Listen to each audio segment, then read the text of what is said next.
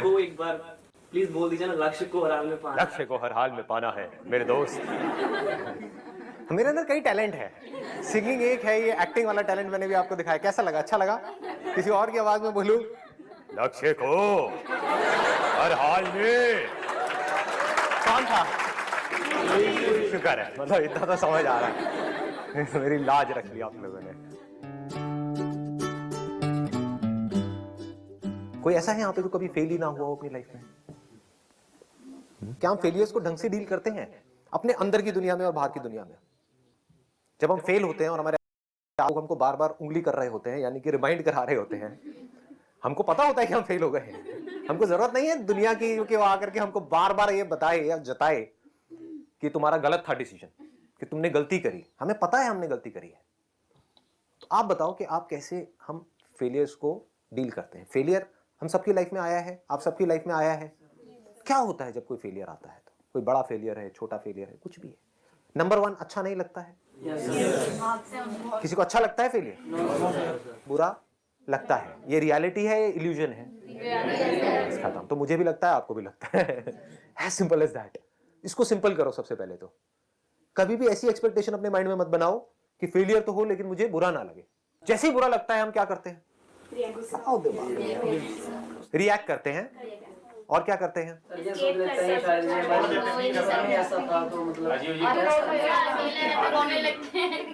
अकेले होते हैं तो रोने लग जाते हैं। रोने में कोई प्रॉब्लम है?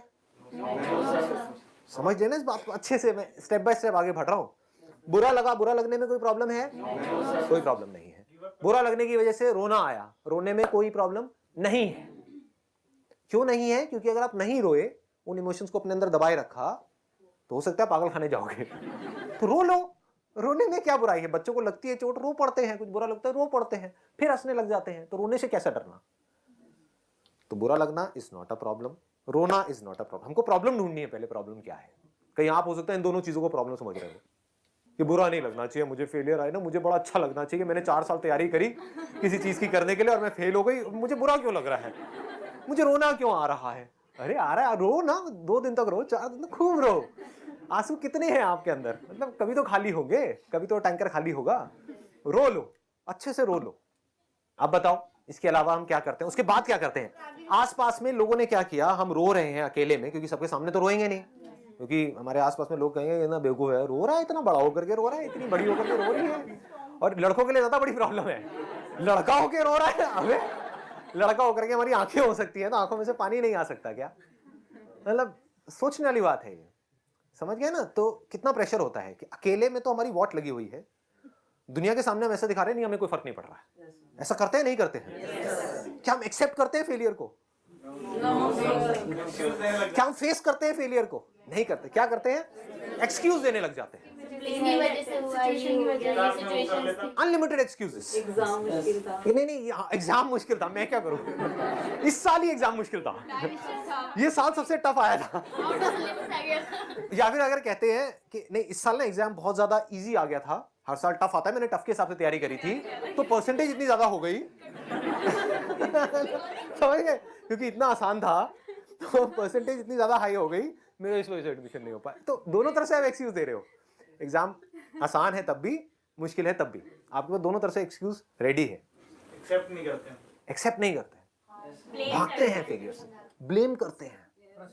किसको ब्लेम करते हैं? किसी को भी ब्लेम करने लग जाते हैं। ब्लेम करने के लिए पूरी दुनिया पड़ी है, करते रहो ब्लेम, किसी को भी करते रहो अपने फेलियर। इस सब से क्या होता है? ये सब सही है गलत है? ये सब गलत है। पकड़ में आ रही है ना बात? ये क्या सही है क्या गलत है? या तो हम अपने फेलियर से भागें, उसके बारे में बात ही ना करें। करते हैं ऐसा? नहीं करते हैं। जब ग्रुप में होते हैं, कोई बात कर रहा होता है तो हम क्या कहते हैं? टॉपिक चेंज करो। या अगर कोई भी जरा से भी उस टॉपिक को छेड़ता है तो अच्छा नहीं लग रहा होता है अंदर से, हम उठ करके वहां से भागते हैं। कई बार ईगो हर्ट होता है, कोई मजाक उड़ा रहा होता है तो ईगो हर्ट होता है। यानी हम क्या कर रहे हैं? फेस नहीं कर रहे हैं ना उस फेलियर को। आपके पेरेंट्स, मैंने तुझे कहा था मत कर मत कर मत कर, समझाया था, फिर भी तू गोबर गणेश है, अंदर दिमाग ही नहीं है, मेरी सुने ही नहीं तूने। समझ गए ना? यही सब चीजें होती हैं, यही डायलॉग्स होते हैं। या फिर दोस्त होते हैं तो वो तो ले रहे होते हैं अच्छे तरीके से, है ना? 4-5 के साथ में बैठ करके, देखो आ गया इंजीनियर आ गया, चल मैं चाय बना के पिला। कुछ तो काम आएगा तेरे को, इंजीनियरिंग वाली चाय पिला दे, ऐसे होता है ना, यही सब बातें हो रही होती हैं।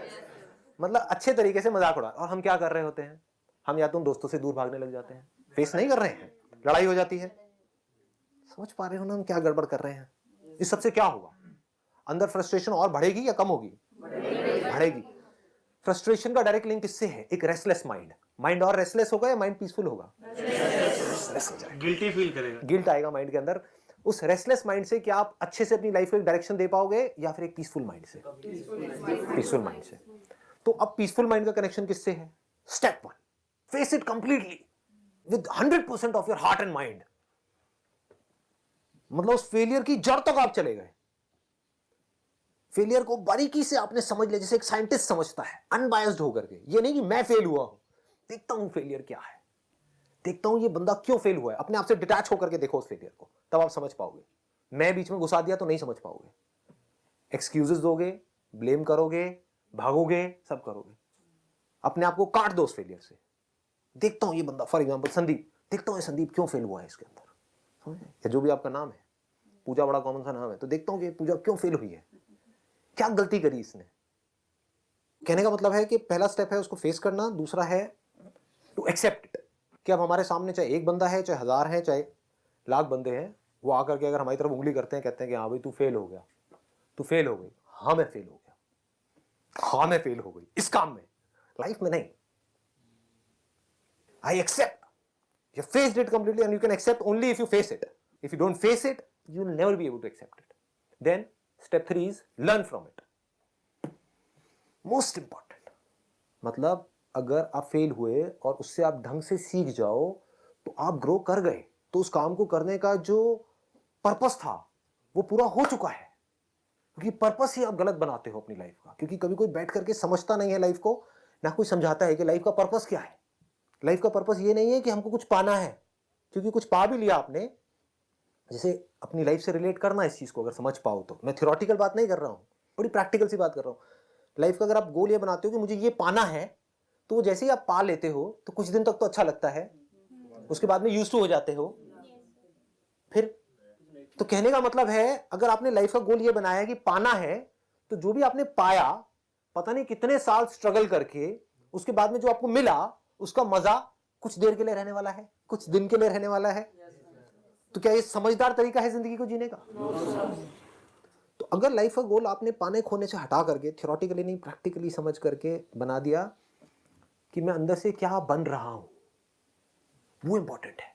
कि मैंने ये पाया, तो जो पाया वो तो गया, जो खोया वो भी गया, लेकिन इसकी वजह से मैं अंदर से क्या हो गया, that should be the goal. ये गहरी बात है अगर आप इसको पकड़ पाओ तो। बाहर आप फेल हो रहे हो, that is not important, successful हो रहे हो, दैट इज नॉट इंपॉर्टेंट, उसकी वजह से अंदर से क्या बन रहे हो, दैट इज इंपॉर्टेंट। समझ रहे हो? मतलब अंदर से कैसा बनना है लाइफ में, कि अब चाहे कुछ भी हो जाए, मेरे अंदर से डर पूरी तरह से निकल गया है, सब कुछ जीरो भी हो जाए तो मैं दोबारा ऐसे सब कुछ दोबारा से खड़ा कर दूंगा। ऐसा बनने में मजा है, या बस किसी तरह से जुगाड़ करके, ये करके, वो करके, कहीं पे घुस गए कहीं पे जॉब में, और बस इसी डर में जी रहे हो कि मुझे निकाल दिया तो पता नहीं मेरा क्या होगा। ऐसी नहीं है हमारी लाइफ। चाहे वहां से 50,000 आ रहा है, चाहे लाख खर्चे बांध लिए हैं, अंदर से सबकी फटी पड़ी है, मतलब सबकी लगी सब, हाँ, मतलब अंदर से सबकी हालत टाइट है कि समझ गए ना, अंदर से डरे हुए हैं मुझे निकाल दे तो क्या होगा। मैं किस लाइफ की बात कर रहा हूं? अगर इस तरह से आप जी पाए, समझ पाए, अगर इन स्टेप्स को समझ करके, if you face your failures, if you accept it completely, and if you learn from it deeply, तो आपको समझ आया कि मैं पहले से ग्रो कर गया हूं। जब मेरी लाइफ में फेलियर नहीं आया था तो मैं x था मान लो, अब मैं 2x हो गया हूं, या version is a better word. आज की डेट में एप्स के वर्जन आते हैं ना, तो earlier I was 3.0, now I am 4.0 because of this failure.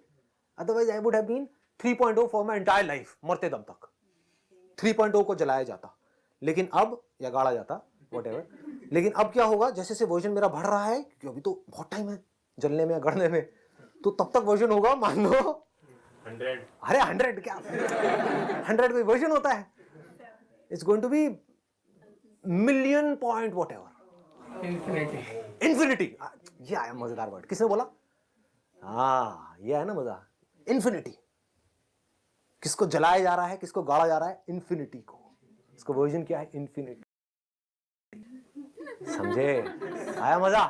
ये लाइफ जीने में मजा है? या वर्जन 1.0 वो कब बना? जब इस कॉलेज से इसको डिग्री मिली। मरा कब? 1.0। तो मतलब वो एक्चुअल में पहले ही मर गया था।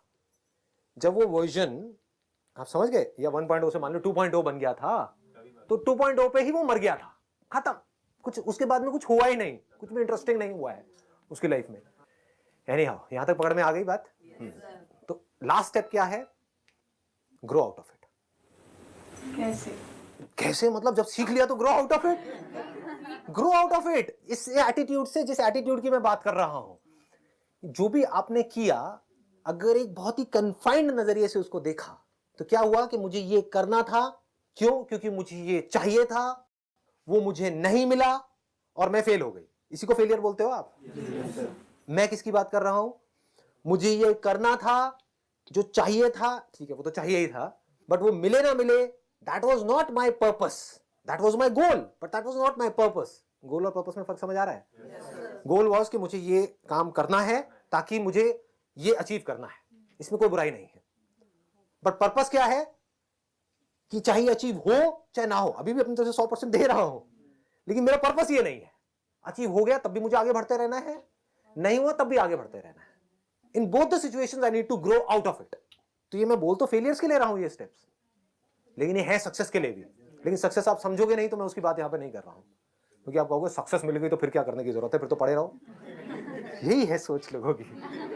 जब तक सक्सेस नहीं मिली होती तड़प रहे होते हैं, सक्सेस मिल जाती है कंफर्ट जोन में चले जाते हैं। मेरे लिए सक्सेस फेलियर दोनों बराबर है, दोनों कचरा है। Does not mean anything to. ठीक है जी? How to deal with your failures. तो जवाब मिल गया आप लोगों को? चलिए जी, अब अपने घर जाइए।